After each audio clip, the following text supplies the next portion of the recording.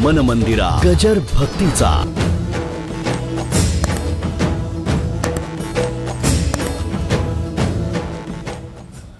प्रत्येक ग्रंथाची फलप्राप्ती आहे. यात तुमचं जीवन हेच फलद्रूप आहे.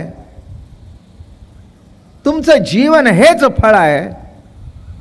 याच्यापेक्षा निराळं काही मिळवायचं नाही, प्राप्त करून घ्यायचं नाही.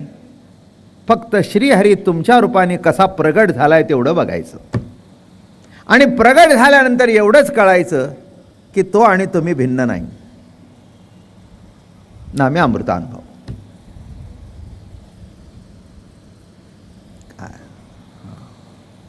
गीता सुद्धा सांगते फळाची अपेक्षा करू नकोस. मोठं गमतीच आहे बघ. फळाची अपेक्षा करू नको गीता सांगते. मग अर्जुनाला लढाया का लावला? हे देवाचं बोलणं असं असतं, दोन अर्थी बोलणं. फळाची अपेक्षा नको, बरोबर आहे ना. मग पांडवांचा पक्ष का घेतला? कौरवांचा गौण हरवायचा होता ना. फळाची अपेक्षा देव नाही म्हणतो, पण त्याला सुद्धा फळाची अपेक्षा आहे, म्हणून जग निर्माण केलं. ते म्हणाल बाबा महाराज तुम्ही विचित्रच बोलत असता. मुळात मीच विचित्र आहे. तुम्हाला कळून येईल की काय चित्र काय आणि विचित्र काय.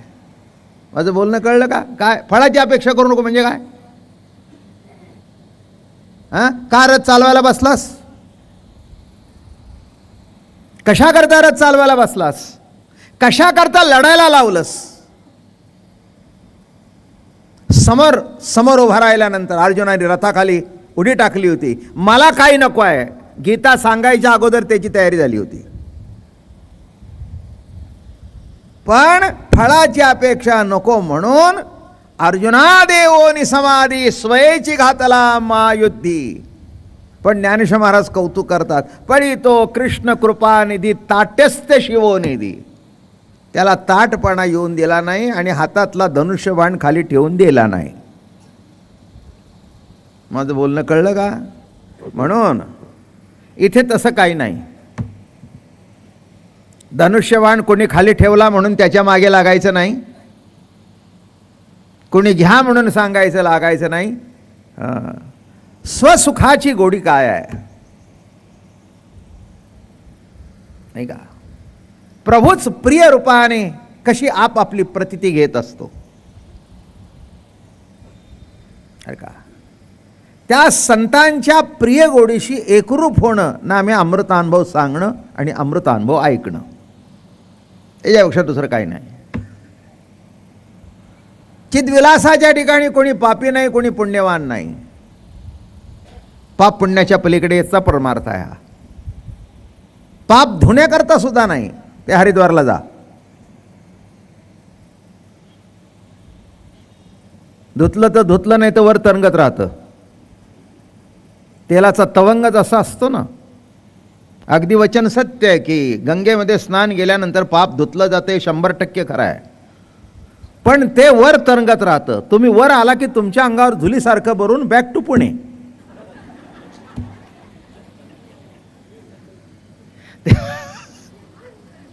तेलाचा तवंग कसा असतो? वर तरंगत राखतो ना. सध्या बघा काय झाले त्या तवंगाने.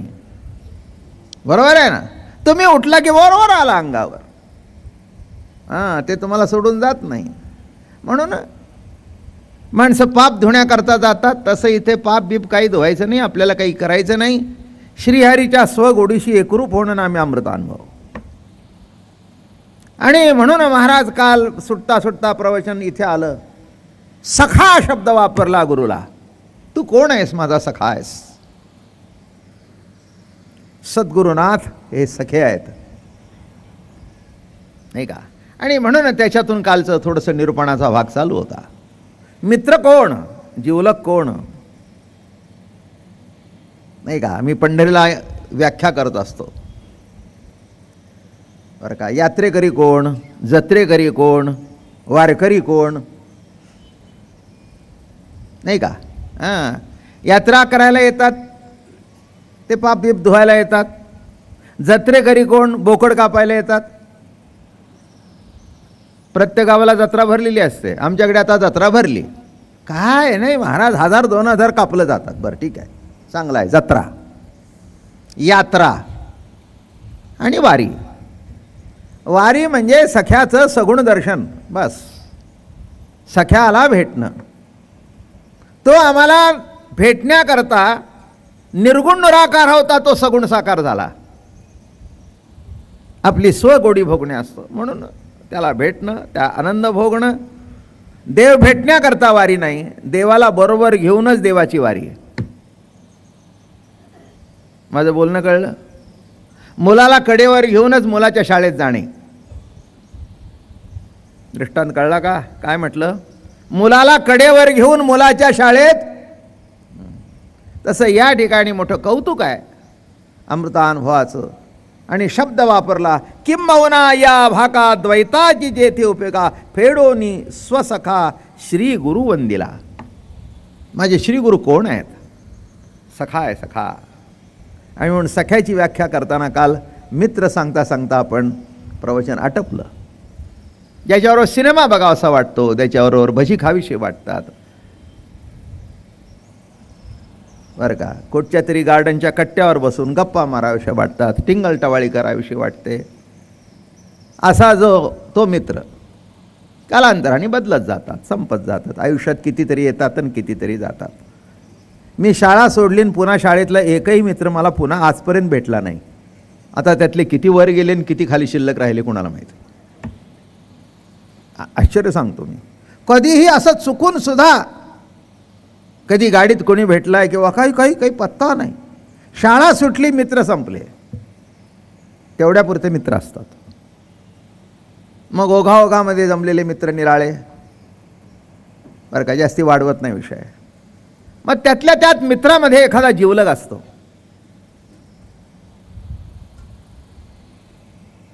त्यातल्या त्यात मित्रामध्ये कोण असतो? एखादा जिवलग असतो. त्या जिवलगाचा उपयोग असा असतो की आपलं सुखदुःख त्याच्याजवळ सांगता येतं. काय एक लक्षात ठेवा, माणसाला कुठेतरी आपलं मन उघडं करायला जागा लागते. हे तुम्ही पक्क लक्षात ठेवा. काय मग कदाचित बायको सखा असेल, नवरा सखा असेल, मित्र सखा असेल, मेवणा सखा असेल, भाऊ सखा असेल, बहीण सखा असेल, कोण सखा असेल हे सांगता येत. पण त्याच्याजवळ सांगितल्याशिवाय, मन हलकं केल्याशिवाय बरं वाटत नाही. काय वामनराव आले ऑफिसला, गोविंदरावनी बघितलं, का हा चेहरा अगदी उतरलेला दिसतोय. काय नाही बोलणारच होतं मला. काय तुम्हाला सांगू, सध्या सोयऱ्यांनी त्रास दिलाय. नोकरी लागली चांगली आणि पगार वाढला तेव्हापासून प्रत्येकजण मागायला येतं. आज आमच्याकडचा आला की उद्या तिच्याकडचा आला. आता कुणाला बोलावं आणि कुणाला सांगावं? माझं बोलणं कळलं का? हां. किंवा आज वा काय सांगू तुला, आज बायकोचं माझं खडाजंगीचं भांडण झालं. आता हे गावात सांगण्यासारख्या गोष्टी नसतात किंवा कपाळावर पाटी लावून जायची नसते. पण असा कोणतरी एक मित्र असतो की आज भांडण झालं रे, हां तरीच म्हटलं आज डबा दिसत नाही, तरीच म्हटलं आज खातात काय डबा दिसत नाही. तिला सांगितलं आजपासून डबा बिबा काही करायचं नाही, माझं मी बघून घेईन. काय हे आता हे काय संबंध ऑफिसवर सांगायचं का आज मी बायकोबरोबर भांडलो, बायकोबरोबर भांडलो. तोही सांगत असतो, अरे तुझं तसं झालं, माझं काल झालं होतं, फक्त मी बोललो नाही. काय ते म्हणले तुझं, त्याचं तिसरंच होतं. मुलगा इतका विचित्र वागतो म्हणला, अंगावरून गेला तरी बघत नाही. जिवलग, कळलं का तुम्हाला? हां, म्हणून असा जिवलग सुद्धा असावा की ज्याच्याजवळ आपल्याला सुखदुःखाच्या गोष्टी सांगता येतात. आणि सखा हा सगळं श्रेष्ठ आहे. त्याला काही सांगावं लागत नाही, नुसतं चेहऱ्याकडे बघितलं की कळतं की इथे काहीतरी बिघडलंय. तो सखा. तुका म्हणे सखे हरीचे ते दास, अहो सखे साजणी ज्ञानाबाई ओ हरणी. नाही का. सद्गुरुनाथ हे सखे आहेत, संत हे सखे आहेत. आपल्या अंतःकरणातली व्यथा त्यांना बरोबर कळत असते आणि कुणी काही सांगावं लागत नाही, न सांगता कळतं. माझं बोलणं कळलं का? तेव्हा सगळे काही सखे नसतात. जवळचे जरी वाटले तरी आपल्या वाईटात सुद्धा आनंद भोगणारे असतात. माझं बोलणं कळलं का? कशात आनंद भोगतात? आपल्या वाईटात सुद्धा. एखादे वाईट घडलं तर त्याच्यामध्ये सुद्धा आनंद भोगत असतात. ही जीवनाची मोठी गंमत आहे. आणि म्हणून महाराज म्हणाले सखे. कोण सखे? तर संत हे खऱ्या अर्थाने सखे आहेत. आणि म्हणून महाराज म्हणाले फेडोनी स्वसखा श्री गुरुवंदिला. असा जो माझा सद्गुरुनाथ सखा, त्या माझ्या सख्याला वंदन केलं. नाही का. मित्र ग्रगड भेटतात, जीवलग फार थोडे भेटतात, पण सखे एखादाच भेटतो. नाही का. कृपाळ उदार माझा ज्ञानेश्वर, तया नमस्कार वारंवार. खऱ्या अर्थाने सखा. न पाहे याती कुळाचा विचार, भक्त करुणा करत ज्ञानाबाई. असा सखा. पांडुरंग सखा, सद्गुरुनाथ सखा.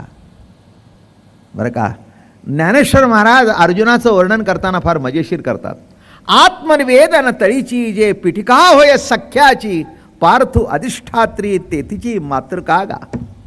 सख्य भक्तीचा पार्थ हा अधिष्ठात्री देवता आहे. मोठा आनंद, मोठं कौतुक. नाही का. हो. म्हणून लाज वाटली नाही त्याचा रथ चालवताना.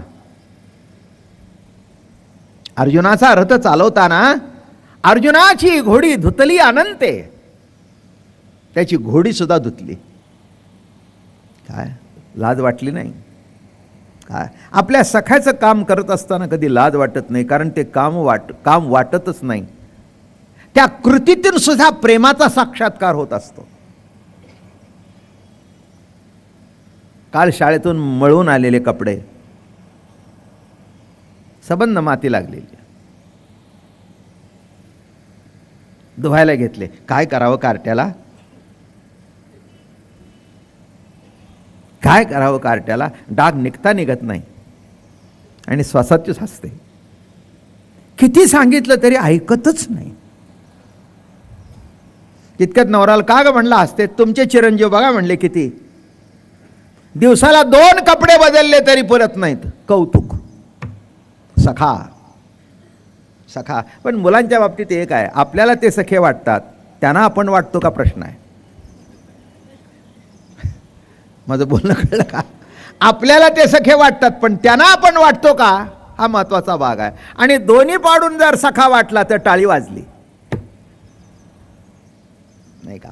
तसं या ठिकाणी असं होतं की ज्ञानेश्वर महाराजांनाही निवृत्तीनाथ सखे वाटत होते आणि निवृत्तीनाथाला सुद्धा ज्ञानेश्वर महाराज सखे वाटत होते. इतका सखा, इतका सखा, इतका सखा. आई वडील गेले बरं का. आई गेली, वडील गेले, त्यांच्या मागोमाग आई गेली. मातृत्व आणि पितृत्व एक रूपतेने भेटलं तो सखा.